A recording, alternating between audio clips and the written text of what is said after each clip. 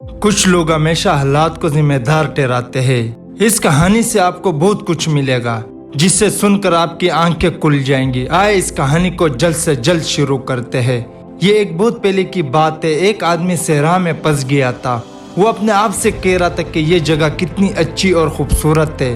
अगर यहाँ पानी होता तो यहाँ कितने खूबसूरत दरख्त उग रहे होते और कितने लोग यहाँ आना पसंद करेंगे। मतलब इल्जाम लगा रहा था, अगर ऐसा होना था तो ऐसा होगा, और अगर ऐसा होना था तो शायद ऐसे ही होगा। ऊपर वाला देख रहा था। अब इस शख्स ने सोचा कि यहाँ पानी नजर नहीं आता। थोड़ा आगे जाने के बाद उसे एक कुआं नजर आया जो काफी देर तक पानी से भरा हुआ था। फिर बाद में उसने वहाँ एक रस्सी और एक बाल्टी देखी। उसके बाद कहीं से एक पर्ची उड़ती हुई आती है जिसमें लिखा था कि आपने ऐसे कहा, यहाँ पानी का कोई जरिया नहीं, अब आपके पास भी पानी का जरिया है। अगर आप चाहे तो यहाँ पौधे लगा सकते हैं। वो आदमी पर्ची को फेंक देता है और वहाँ से चला जाता है। तो ये कहानी हमें क्या सिखाती है? ये कहानी हमें यही सिखाती है, अगर आप हालात को जिम्मेदार ठहराना चाहते हैं तो ये ठीक है।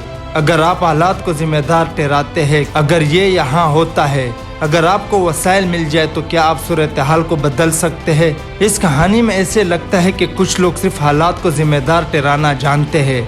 अगर इसके पास कोई मुनासिब जरिया हो तो वो हालात को नहीं बदल सकते।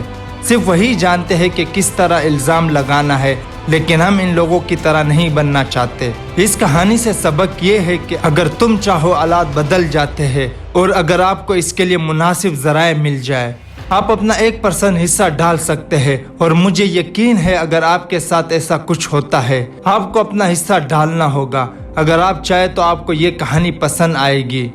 Thank you.